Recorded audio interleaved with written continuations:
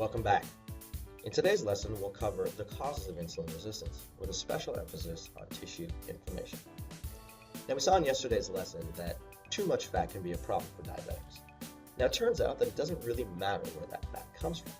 Whether it comes from the diet or from pre-existing fat mass, too much fat can block the action of insulin.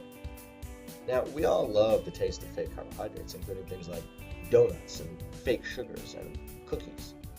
The problem, though, is that these carbohydrates can actually cause severe problems for diabetics. The third and final cause of insulin resistance includes insufficient exercise. So if you're a couch potato, it's time to listen up. In the same way that power plants can generate energy for an entire city, mitochondria are cellular power plants that provide energy for a cell.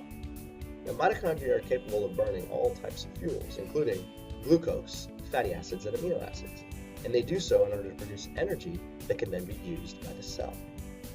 Now, almost every cell type in your body contains mitochondria. Some contain a few, some contain hundreds.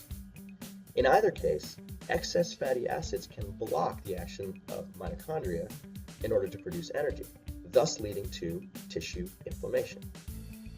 Now, like we said earlier, who doesn't love the taste of fake carbohydrates? Those include things like cookies and donuts and frosting and artificial sugars. But they also include foods like pastas, breads, and cereals. So these processed sugars and refined grains can easily be converted to fat and stored as fat in your body, thus leading to inflammation. Now, we'll cover exercise in depth in a later lesson, but for now, suffice it to say that a low level of activity increases your risk for the development of high blood sugar. On the other hand, if you're highly active, it's very easy to keep your blood sugar within a normal range.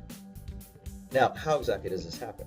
Well, we saw in yesterday's lesson that glucose can be uptaken by the muscle tissue when insulin is present following a meal. If the muscle does not burn that glucose immediately, it can then store it as another molecule known as glycogen. You can think of glycogen as a small energy packet stored within the muscle tissue itself. Now, frequent exercise can actually increase the size of the glycogen stores, and infrequent exercise does the opposite. It reduces the size of the glycogen stores. So 2 questions that you need to ask yourself are this. Number 1, how much exercise do you perform? And number 2, how strenuous is that exercise? Because increased amount of exercise and increased difficulty of exercise can actually increase the size of your glycogen stores. So the 4 concepts that we talked about today, we'll term them your lifestyle factors. Now, these lifestyle factors can A, cause mitochondrial dysfunction, leading to tissue inflammation, insulin resistance, and then eventually a poor glucose vacuum. What does this mean for you? Well, if you're a diabetic with high blood sugar, that's ultimately what you care about.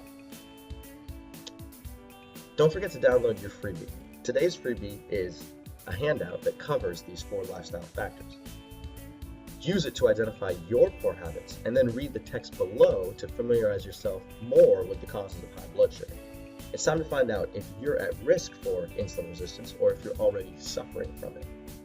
And stay tuned for tomorrow's lesson on high quality muscle tissue. In it, I'll teach you why high quality muscle tissue is your best defense against high blood sugar.